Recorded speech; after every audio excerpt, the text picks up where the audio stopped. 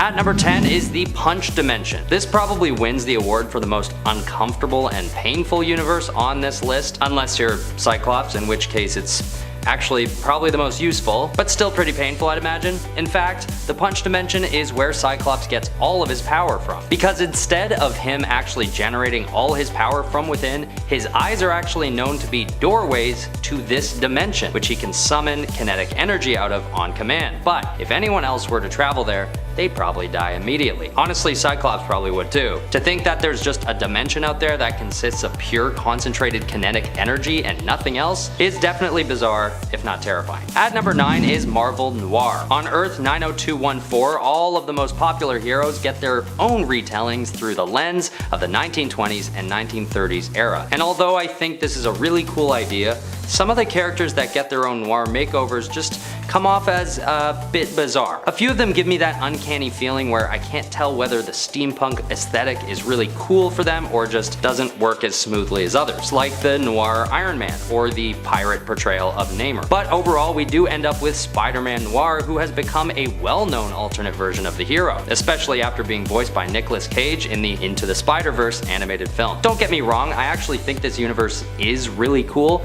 but it's also very weird, hence why it's made it onto this list. At number 8, we have the Pocket Universe. This one is definitely a bizarre concept that really puts things into perspective on and off the page. Franklin Richards, son of Reed Richards and the Invisible Woman, has some really powerful abilities, and in one instance in particular, he shows what he's capable of in a really impressive way. The young boy harnesses the dimensions of space, time, and reality to develop his very own universe, which he creates to be small enough to fit in his own pocket, hence the name. And although we don't see everything that goes on inside this fabricated pocket universe, we can assume that no matter what, it's gotta be a weird existence. Especially when a ball of lint in the boy's pocket is probably the size of thousands of solar systems put together. Number 7. What if the X-Men had lost Inferno? I love this comic, mainly for the panel at the end where Alicia Masters' Storm whispers to her newborn babe, "I love you, baby."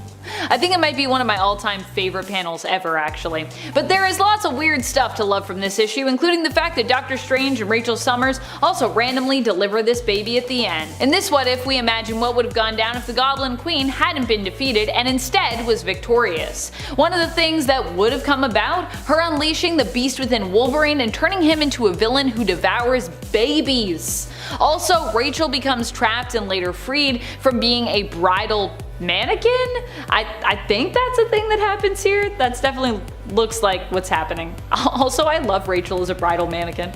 And how after she's like, "Thanks, my face hurt, too much smiling." Oh, by the way, Doctor Strange, who frees Rachel, he also gets to wear a cool eye patch in this world. Why? Because he's Doctor Strange. He gets an eye patch. I like it. Everyone should have eye patches. I want an alternate reality where everyone has an eye patch. At number 6, we have the Zombieverse. This is one I'm sure many of you are familiar with, as it's become pretty popular over the years. Basically, Earth 2149 is overrun by zombies, and they don't stop short of turning superheroes to the ghoulish side as well as humans. What we end up with is a whole universe with superpowered zombies jumping and flying around, trying to destroy everything in their paths, including their former teammates and lifelong friends. It's a strange place that puts into question the integrity of superpowered beings and sort of tarnishes the dignity of all our favorite heroes all at once. But it's all in good fun in the end, and we get an exciting, gory, and very weird read as a result. Number 5. Franklin Richards. When Reed Richards and Sue Storm had a child together, a whole bunch of cosmic tomfoolery went on, resulting in Franklin Richards, the baby, being born with powers to alter matter on a universal scale. So in other words, he can basically manipulate reality on a cosmic level, which is an insane amount of power for a kid to wield. He's put mental blocks on himself to help control this power, but that doesn't mean he can't still do a hell of a lot. Some of the things this guy has done include, when all the mutants were destroyed by Onslaught, Franklin resurrected them all and put them in a universe that he just created. When Abraxas killed all the versions of Galactus, Franklin resurrected him. He's also resurrected Galactus and literally made him his herald. Recently, it was revealed reveal that instead of being a mutant, Franklin actually altered every cell within his own body to appear like he had the X gene to fit in a bit more with the mutants. There is even a fan theory that Franklin Richards controls the Marvel Multiverse to stop characters from aging throughout the many years they have been around, and it's honestly possible. And at number 4 is Weird World. I feel like there's no need to explain why this one ended up on the list given the title, but weirdly enough, Weird World isn't actually that weird, all things considered. Weird enough to make it on this list, but I still feel like they had an opportunity to make a world so weird that they clinched the number 1 spot on this list. But still, it's a weird one. I am tired of saying that word. It's a Marvel universe that features magical creatures like goblins, dragons, and zombies. And there are just perpetual battles going on there between gods representing dark and light. It's hard to tell how it ties in with Marvel superheroes, so in the context of the Marvel Multiverse, it's definitely weird and a bit out of place, but it also just seems like a typical medieval fantasy landscape to me. It's almost weirder that this world doesn't really match its name, but I guess weird is weird. Number 3, Runes. Runes is just the most messed up kind of weird that a multiversal story can be. This comic offers a much darker take on what the world could be like with superpowers. Of course, it is a story by Garth Ennis, so yes, darker is definitely where we're going here. As brutal as Runes is, well, I kinda love how dark and awful it gets. The series deals with the less fantastical, more literal interpretations of powers and their uses, and how less hopeful civilians and government agencies might react or take advantage of said superpowers.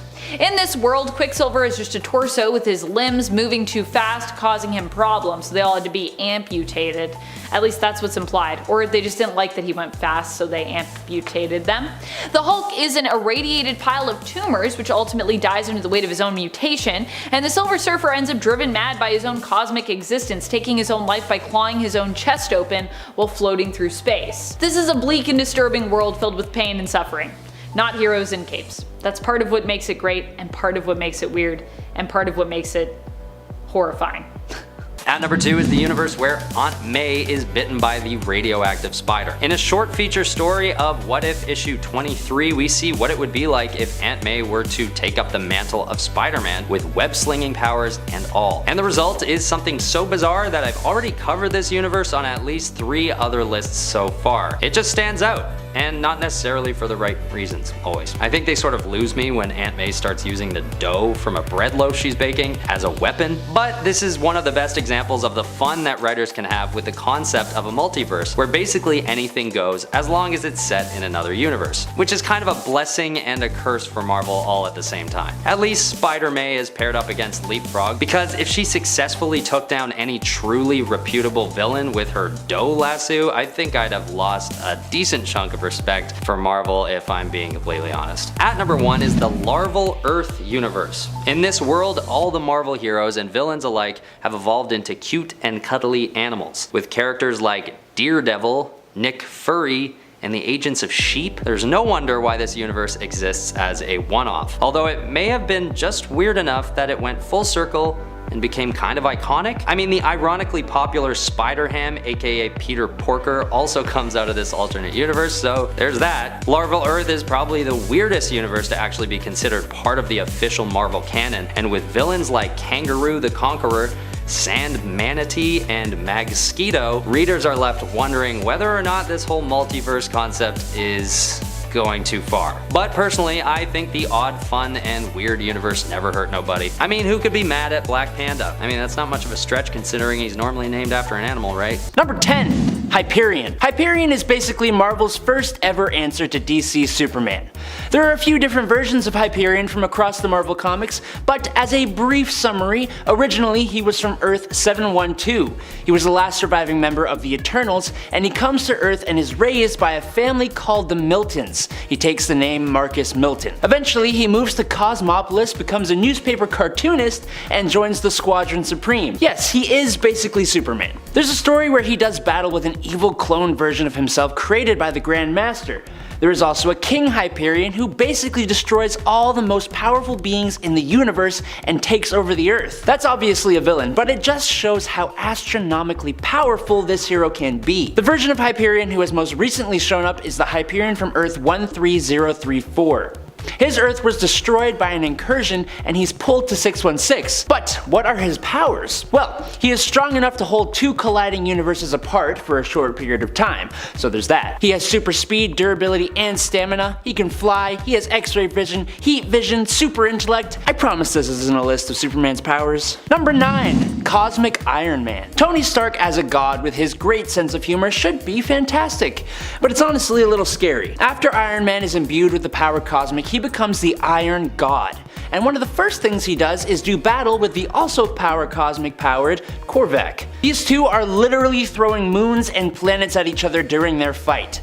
That is, until Iron God transports Korvac to a destroyed universe and fights him until the cosmic entities show up and take Korvac away, leaving Tony to see what he does next. Iron God's goal is to make the world into a paradise, to fix all of its problems. He knows that his past attempts to do this haven't gone too well and that the other heroes will likely try to stop him.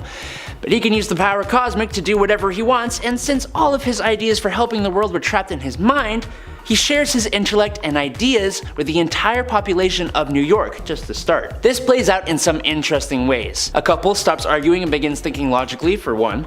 A kid at a baseball game starts talking about background radiation, and the villain Big Wheel decides to solve traffic issues using quantum mechanics. The only problem is that Tony isn't exactly the kind of guy to fully think things through or consult with others before he does things, and that also transferred to other people. Number 8.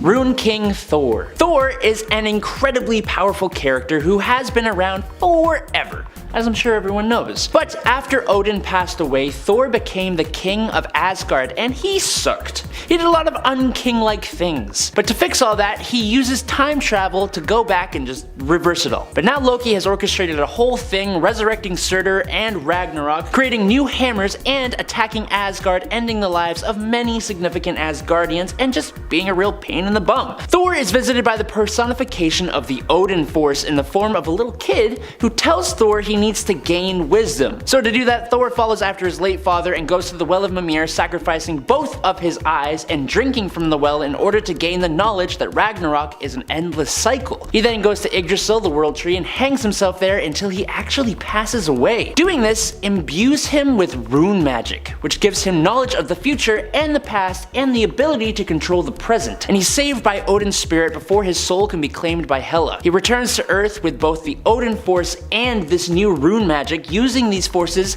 he is able to erase the man god from existence with a single touch. That's one of the most powerful beings in the multiverse that even Odin was afraid of. He defeats all the forces of Loki, including Loki himself. He recreates his hammer and uses it to literally destroy reality with a single swing. At number 7 is Marvel 1602. This is a fun one, but it's definitely quite bizarre at the same time. It might be pretty obvious by the name, but basically, this universe tells the stories of the heroes and villains we know today as if they lived in the 1600s. With Count Otto von Doom ruling a medieval Latveria, heroes like Matthew Murdoch, a blind mercenary for hire, and Peter Parquois, an orphan recruited by Sir Nicholas Fury, have to put a stop to him. Another bizarre thing about this world is that mutants aren't seen as superheroes and aren't part of a team called the X-Men, but are instead known as witch breeds, and they are hunted down systematically by anyone who will dare challenge them. It's definitely a fun world to explore, but it sort of gives me the creeps as well. Number 6.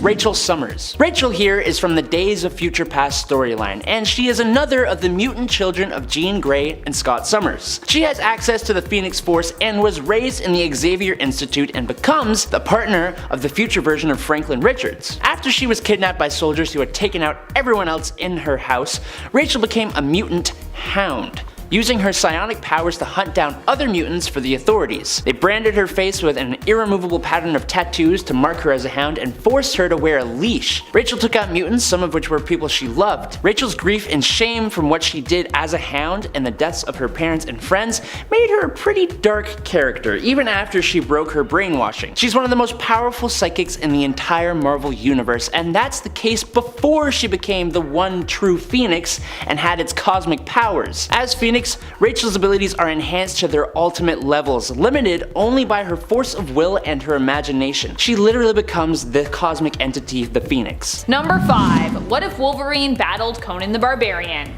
In issue number 16 of the second volume of What If, we get to see what would happen if Wolverine somehow came to the time and lands of Conan and the duo ended up fighting one another. That's basically what ifs are for, right? Just seeing people that would not normally fight, and who will win. In order to revive his love, Conan is asked to bring another soul in her place to sacrifice. The soul that he decides to bring is actually Red Sonja, so that's not great because Wolverine, having fought with Red Sonja previously, had basically kind of fallen for her, and he does not agree with what is going on because of his own sentiment. He wants to rescue Sonja, probably because she reminds him of Jean Grey. Honestly, it's pretty weird to me that no one has ever said that like Jean Grey and Mary Jane Watson look similar, considering people have both thought that they looked like Red Sonja in the comics. So do all women with red hair just look the same? Is that the implication here? Or do all three of these women actually closely resemble one another, but we never really acknowledge that like Jean and MJ like look very similar, like weirdly similar? And Red Sonja's in there too. It's like the trifecta of like redheads. In the end, Wolverine takes Conan's hand in a fight that the two have, and the two end up permanently swapping places, with Conan returning to Wolverine's home reality and Wolverine staying in Conan's age. Wolverine finds a happy ending with Sonja, Conan not so much. He like sees Jean and then she goes full Dark Phoenix, and then that's the end of that.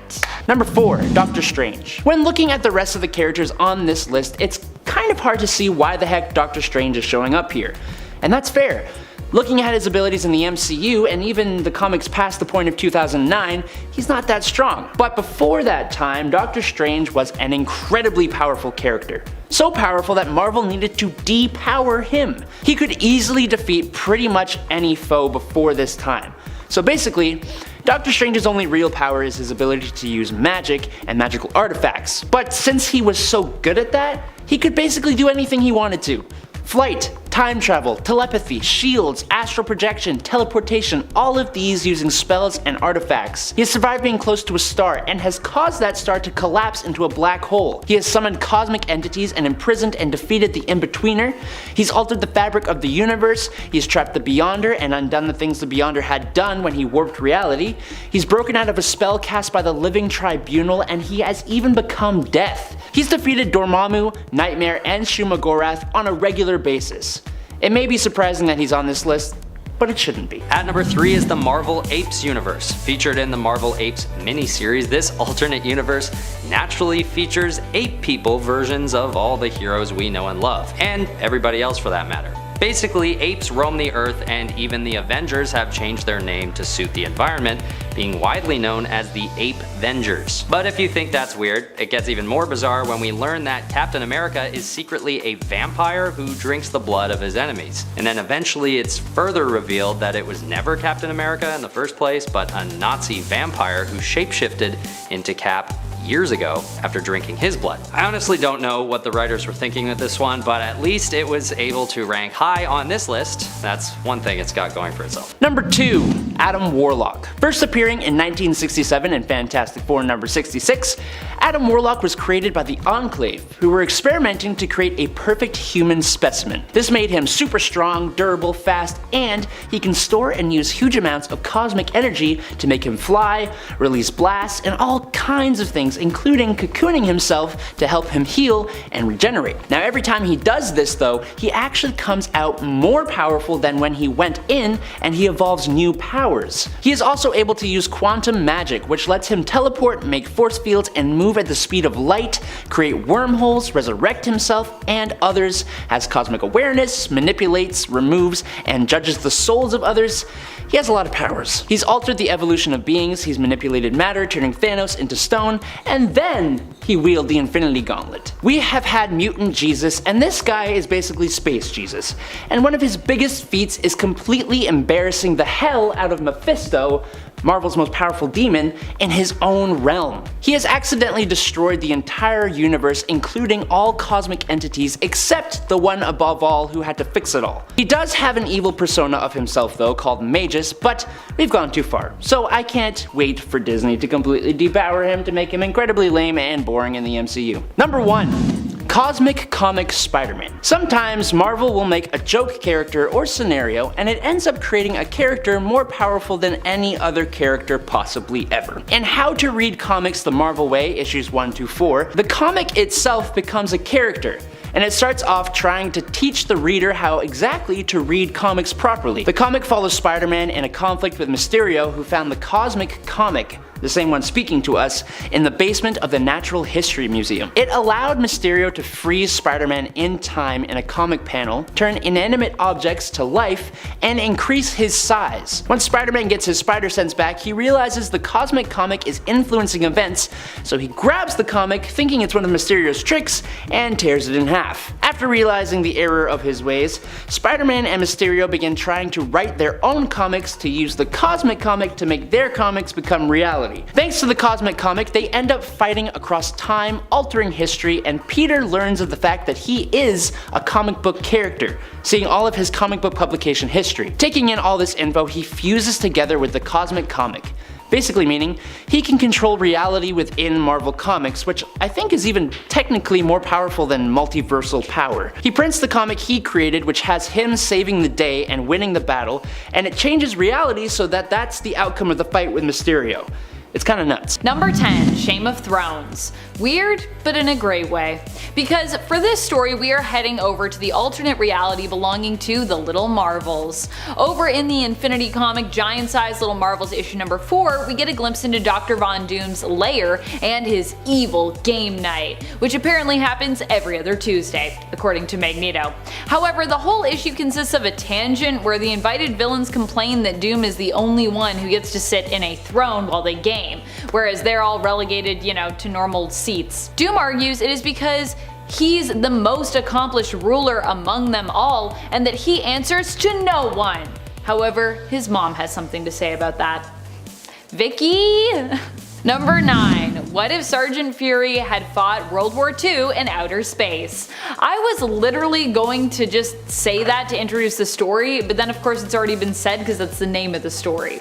In this comic, we get to see what it would be like if, in addition to the general opposition during World War II, there were also aliens involved, who wanted to, of course, invade Earth. As such, the Howling Commandos take to the stars to fight against German World War II soldiers in addition to alien invaders known as the Baytans. Did I also mention that Nick Fury is still smoking throughout this entire issue, even while he's wearing a space helmet?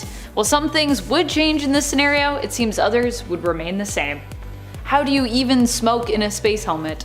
That seems like it would be terrible. And friends, before we move on to this next spot, if you are loving this list and you want more multiversal Marvel lists, be sure to let us know by giving this video a thumbs up. Number 8, The Final Showdown. Mutant X really had a whole series, but for the purpose of this list, we're just gonna focus on one of its story arcs that takes place in the alternate reality of Earth 1298, as it was a 32 issue series, so I mean a lot happened. The basic idea here though is that instead of X Factor, we have a non-government or corporate mutant team known as the Six. Havoc in this reality ends up with Madeline Pryor, and the two of them have a child together named Scott.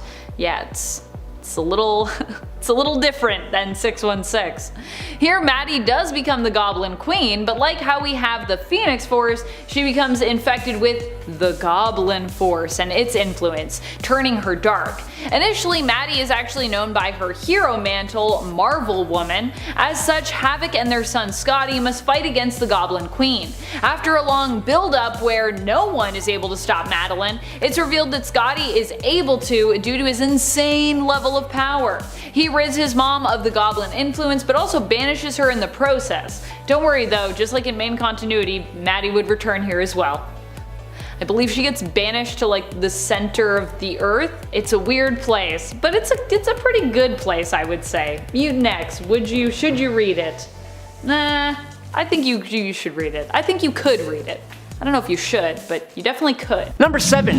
Hercules during Chaos War. Hercules is an incredibly powerful Olympian who is on par with, if not stronger than, Thor. But one of his most powerful moments was during the events of Chaos War when the Chaos King attacked. Amadeus Cho becomes a god, but he's mortal and cannot handle it, so he transfers the power to Hercules. Now with this power, Hercules leads a team against the Chaos King. He's able to fly, teleport, and release energy from his hands and eyes. His strength was amped up to incredible levels.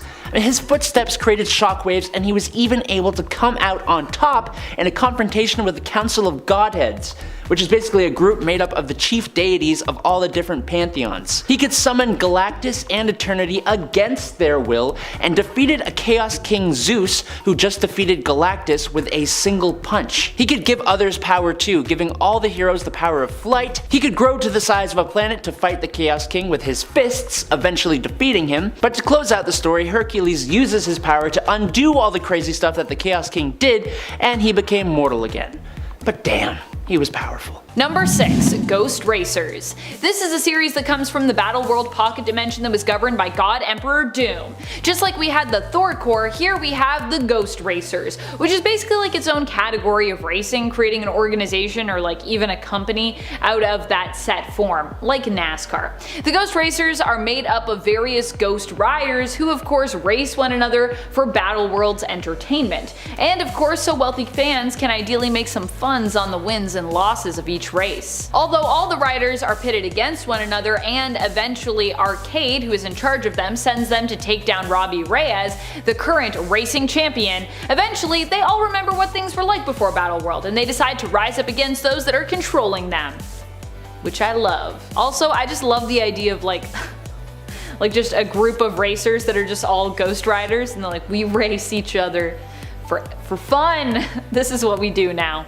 Ghost Racers. At number 5 is the Amalgam universe. This is a strange one because it outlines the event of a what-if scenario where Marvel and DC characters are mashed into hybrids. In Marvel vs. DC number 3, characters from Marvel's Earth 616 and DC's New Earth morph together, leaving us with some pretty cool but ultimately just flat out weird characters, like a Superman Captain America mashup and Iron Man getting a power ring turning him into Iron Lantern. And of course, with these newly powered up Amalgam heroes, there also has to be a mashup version of the two different worlds' villains too, right? So we get Thanoside, a very cleverly named mashup of Darkseid and Thanos. What makes this universe so weird is that it's a very rare example of the two comic book companies coming together in unison. And the resulting contents are just as bizarre as this rare partnership is. So there you have it. The weird world of the Amalgam universe at number 5. Number 4. Age of Ultron vs. Marvel Zombies. Another even more bizarre story coming at us from God Emperor Doom's Battle World.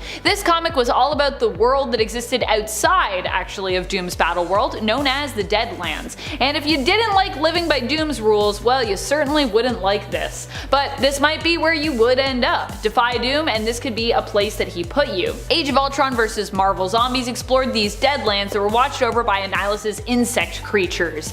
And yeah, it's about as wild as it sounds. Around every corner, with the flip of every page, awaits more gore, folks losing their heads, and monsters, monsters, monsters! I think in a world of zombies versus robots, no one really wins. Is that the takeaway here? Also, because this is Battle World, there are lots of appearances of random multiversal characters, such as young Hank Pym, who's kinda like the main character of this, from the past alternate Earth of 51920, and the Pilgrim Punisher of Earth 15513. At least he looks like a Pilgrim Punisher. I like that he still has his skull shirt though. So he's like got the hat, he's got the coat, and he's like still got this like very 80s style looking logo and shirt. Number 3. Nate Gray. For a guy named X-Man, he's gotta be a powerful character. And he is. Nate Gray comes from the Age of Apocalypse timeline.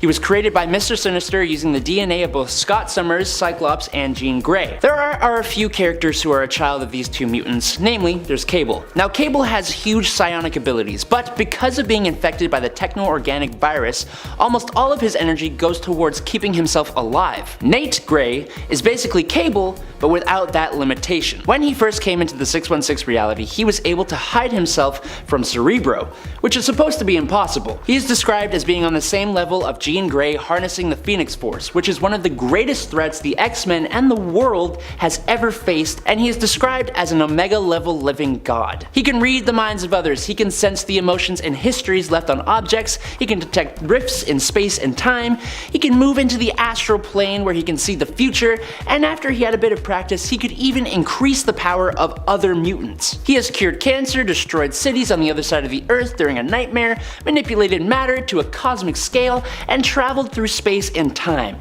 He's basically mutant Jesus. Look at him. Number 2.